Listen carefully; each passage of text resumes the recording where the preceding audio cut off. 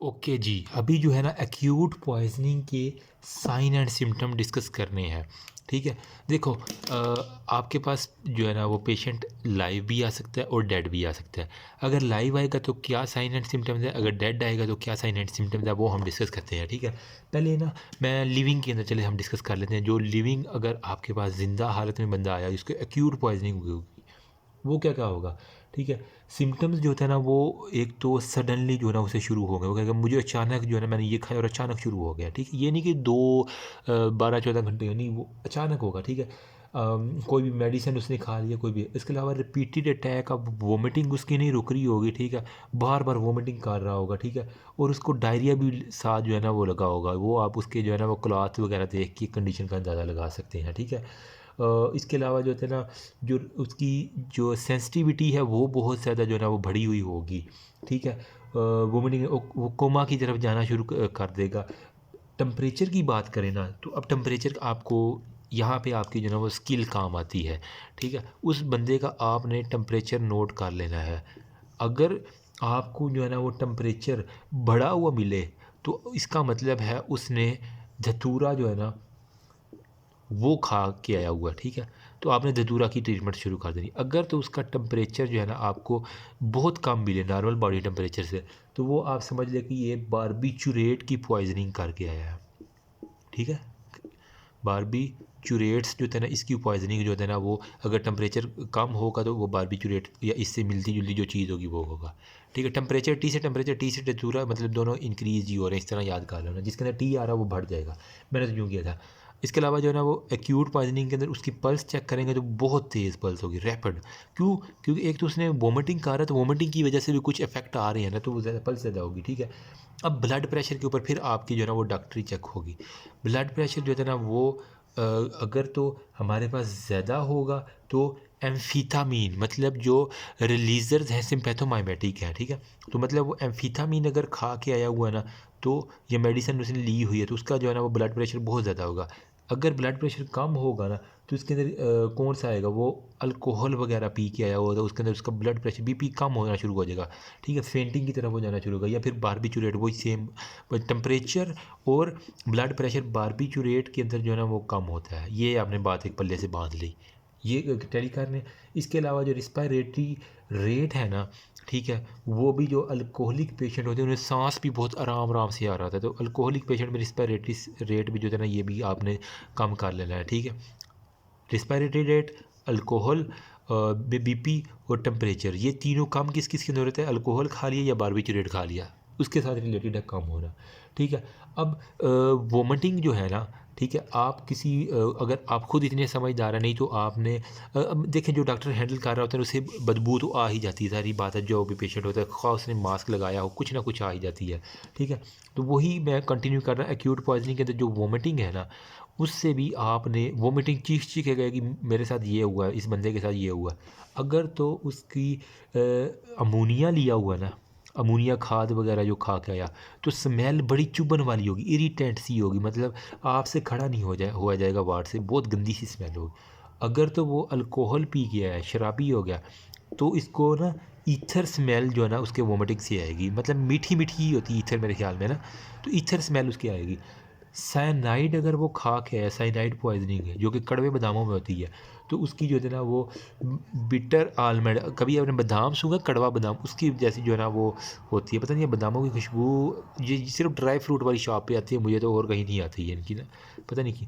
अच्छा, या फिर ओपियम अगर वो खा के आया ना, ठीक है, तो अदरक की तरह, मतलब गार्लिक, गार्लिक अदरक नहीं, जिंजर अदरक को कहते हैं, गार्लिक जो होता है लहसन होता है ना, ठीक है, लहसन की तरह जो है ना ओपियम जो होता है ना उसकी खुशबू आना शुरू हो जाएगी। ठीक है, अब नेक्ड, अच्छा ये जो है ना वो बर्गर गर्ल्स जो है ना वो, सॉरी फॉर दैट, जिन्होंने कभी किचन का मुंह नहीं देखा हुआ, जो अपर मतलब वो अपर हायर क्लास की लड़कियां, उनके लिए ये मुश्किल हो जाएगा, क्योंकि उन्होंने कभी ना जिंजर का सुना हुआ है, ठीक है, ना उन्होंने कभी भी इस तरह की स्मेल सुनी हुई है। Sorry for that burger girls, मैं कुछ नहीं कर सकता। आप लीजिए एक दफ़ा किचन में भी, रसोई में कौन था, मैं थी तुम थी, मैं थी तुम थी, कौन था, ये राशि कुकर पे चने चढ़ा के। अच्छा, अभी हमने नेक्ड एग्जामिनेशन हो गया, ठीक है, एक तो हमने खुशबू सूंघ ली। अब नेक्ड आई में अगर आपको देखो वार्ड के अंदर उसने कर दी है ना, कोई वोमिटिस कर दिया या उसके कपड़ों पे लगी हुई है, अगर तो वो उसका वोमिटिस का रंग जो है ना, जो उसने क्या की हुई है, उल्टी की हुई है, वो ब्लैक हो, तो समझ जाना ये H2SO4 पी के आया उल्लू का भट्ठा, ठीक है, या किसी ने इसको ना H2SO4 एसिड पिलाया हुआ है। अगर उसका जो है ना वो ब्लूइश ग्रीन हो ना, ठीक है, मतलब ग्रीनिश ग्रीनिश और ब्लूइश ब्लूइश, तो आपने कहना CuSO4, मतलब ये कॉपर सल्फेट इसको कहते हैं ना केमिस्ट्री में, मतलब मुझे केमिस्ट्री याद नहीं है, ये यही होता है, ठीक है। फिर अगर वो ग्रेश स्टाइल की में आए ना, मतलब ग्रे ग्रे कलर का, तो आपने समझ जाना ये मरकरी जो पारा होता है ना, जो थर्मामीटर के अंदर भी मर्क्यूरी होता है ना, ठीक है, तो वो इसी तरह का जो है ना ग्रेश ग्रेश आपको नज़र आएगा, वहाँ से याद कर लेना, मैंने तो वहीं से याद किया हुआ है। अच्छा, अगर तो वो कॉफ़ी की तरह आए ना, ठीक है, जिस तरह कॉफ़ी का रंग है, तो आपने समझ जाना ये आर्सेनिक की पॉइजनिंग हुई पड़ी है इसको, ठीक है, तो मतलब ये आर्सेनिक को ना रगड़ के आया हुआ। फिर अगर गार्लिक कलर हो ना, गार्लिक कलर लहसुन की तरह का, ठीक है, तो ये फास्फोरस जो है ना वो पी के आया हुआ या फास्फोरस खा गया है, ठीक है। तो ये आपने पल्ले से बाहर, इससे MCQs आएंगे। ब्लैक H2SO4, जो ब्लूइश ग्रीन है ना, मतलब ग्रीन ग्रीन ग्रीन जो है ना वो कॉपर सल्फेट, ग्रेश जो होता है ना ग्रे ग्रे ग्रे मरकरी, ठीक है। फिर हमारे पास कॉफ़ी वाला जो होता है ना वो किसके साथ आ जाता है, आर्सेनिक के साथ, ठीक है। AC से याद कर लेना, आर्सेनिक से जो है वो कॉफ़ी वाला आ जाता है। फिर हमारे पास आ जाता है गार्लिक, वाइट फास्फोरस, सिंपल। तो ये था सारे का सारा नेक डाइस एग्जामिनेशन। अब जो है ना वो स्किन के ऊपर, अब उसकी मैंने कहा बॉडी चीख चीख के बताती है डॉक्टर साहब, मैंने ये कहा स्किन आपने उसकी अब एग्जामिन करनी है, वोमिटिस एग्जामिन कर लिया, फिर जनाब आप अच्छे डॉक्टर हैं तो आपने एक दफ़ा उसकी स्किन को जो है ना वो कपड़े उतरवा के चेक कर लेना, या मेन मेन बॉडी पार्ट्स जो है ना वो देख लेने। उसके अंदर अगर आपको ड्राई फ्लैशेज नज़र आए ना, ठीक है, ड्राई फ्लैश, तो उसने एंटी कोलिनर्जिक कोई ना कोई खाई हुई है, एंटी मस्कुरेनिक हो गया या एंटी निकोटेनिक, जो उसको हम कलेक्टिवली एंटी कोलिनर्जिक कह देते हैं, ठीक है। तो ये आपने फार्मा के अंदर एंटी कोलिनर्जिक ड्रग्स पढ़ा होंगे, वो खाई हुई है। अगर तो उसको हॉट फ्लैशेज आ रहे हैं, ठीक है, गर्म, उसके आप जैसे हाथ लगा के देखें तो हॉट फ्लैशेज होंगे, नज़र भी आ रहे होते हैं, तो उसने आर्गेनो फास्फोरस जो होता है ना उसको पॉइजनिंग हुआ, वो किसानों में अमूमन होती है, आर्गेनो फास्फोरस जो होता है ना वो नज़र आ रहा है ना, ठीक है, हाँ, आर्गेनो फास्फोरस जो है ना उसकी पॉइजनिंग हो गई है। फिर वो कह रहा है कि उसकी जो है ना वो गम्स जो है ना लिप्स और टंग्स की स्टेनिंग हो जाती है, गम्स, लिप्स प्लस टंग, ज़ुबान जो है ना उसके ऊपर जो है ना वो स्टेनिंग हो जाती है। अगर वो CuSO कॉपर सल्फेट हो गया या KMnO4, मतलब पोटाशियम नाइट्रेट, पता नहीं क्या कहते हैं इसको, जो भी कहते हैं, ठीक है, आप खुद इसे पढ़ लीजिएगा। आई चेंजेस में क्या होता है, इस रटा ही लगाना है हमने, इसमें कंसेप्ट कौन सा है। आई चेंजेस में जो होता है ना वो, अगर उसको पिन पॉइंट आप उसकी आंखों में यूँ देखेंगे ना, तो टाच मार के, अगर तो पिन पॉइंट आपको प्यूपल नज़र आए, ठीक है, पिन पॉइंट प्यूपल, तो ये आर्गेनो पॉइजनिंग है, ठीक है, आर्गेनो फास्फेट की हमारे पास फास्फेट की पॉइजनिंग है।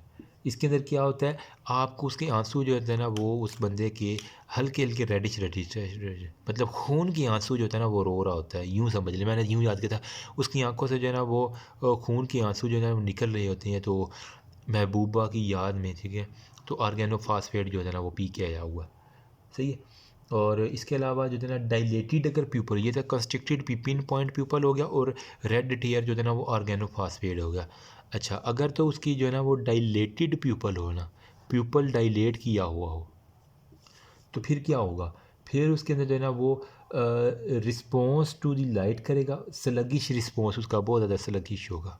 अब जब टार्च जलेंगे तो स्लगिश रिस्पॉन्स आपको शो होगा। इसके अंदर जो है ना वो मोस्टली एम्फीथामीन जो होता है ना, मतलब जो एम्फीटामीन क्या था, रिलीजर से सिंपैथोमाइमेटिक के अंदर, तो वो उसने पी के आया हुआ था। ये अगर ऑर्गेनोफॉस्फेट तो रेड टेयर और इसके पिन पॉइंट पीपल, ये सारा था, ठीक है। अब हम आ जाते हैं क्रॉनिक पॉइजनिंग के ऊपर। ये था हमने सारी एक्यूट की, ये सारी की सारी कंडीशन है।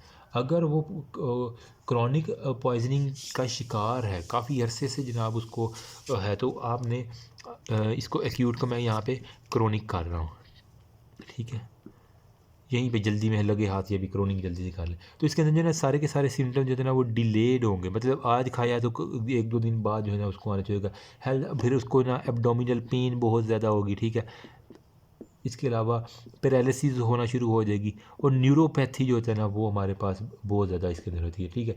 इसके अलावा उसकी स्किन जो है ना वो हाइपर पिगमेंटेड हो जाएगी, ये भी हाइपर पिगमेंटेशन का शिकार हो जाएगी। फिर हमारे पास जो होता है ना उसके नेल्स, आपने सबसे ये मतलब ये जो नेल्स है ना इसके ऊपर आपको ना लाइन यूं करके नज़र आएगी, ठीक है। तो नेल्स के ऊपर आपको ट्रांसवर्स बैंड और नेल जिसे हम कहते हैं मीज़ लाइन, ठीक है, वो बड़ी प्रोमिनेंट होती है। ये एक प्रोमिनेंट साइन है क्रोनिक पॉइजनिंग का, ये पूछते हैं हमारे मीज़ लाइन के बारे में, ठीक है। फिर उसको जो होता है ना वो मर्क्यूरियल ट्रेमर्स होंगे जो कि किसकी वजह से होते हैं, मरकरी जो है ना पॉइजनिंग उसकी वजह से होंगे।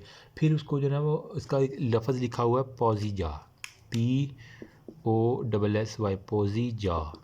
क्या होता है पॉजीजा, कोई बता सकता है कमेंट सेक्शन में? मैं बता देता हूँ। ये होता क्या है, बेसिकली गेंग्रीन होती है, जो जा बोन होती है ना नीचे वाली, ठीक है, तो उसके बाद में एक गेंग्रीन सा आपको नज़र आता है, जिसे हम कहते हैं पॉजिजा। इसकी ये निशानी है कि वो क्रॉनिक पॉइजनिंग का शिकार है, ठीक है।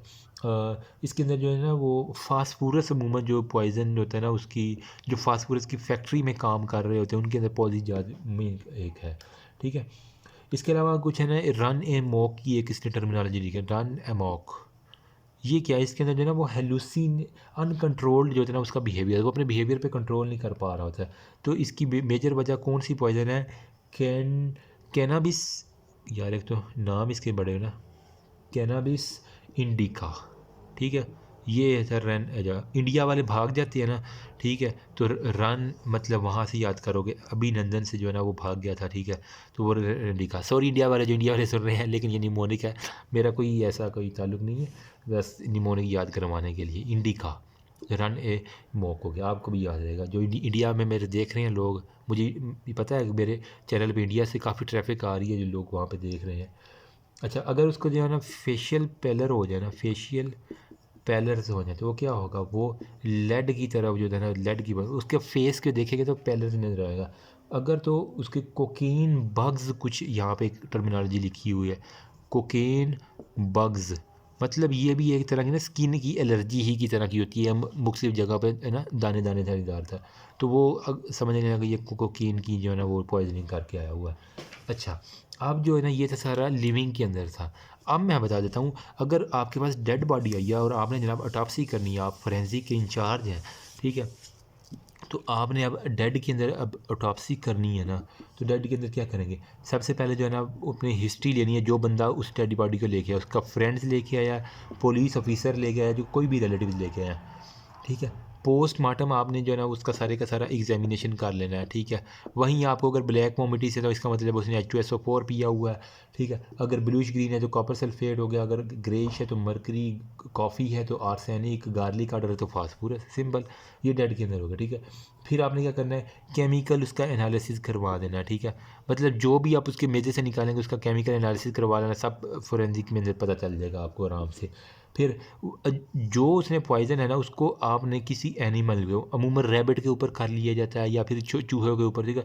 तो वो उसका अगर समझ ना आ रही हो तो उसको किसी एनिमल के ऊपर जो है ना वो एक्सपेरिमेंट करके देखें उसके ऊपर क्या सिम्टम्स आ रहे हैं, ठीक है, जो जो आपको शक हो। इसके अलावा आप उसका बॉडी का एक्सरे कर सकते हैं, बायोप्सी किसी जगह की ले के वो सेंड कर सकते हैं, CT स्कैन हो गया, और MRI वाली हमारे पास ऑप्शन मौजूद है।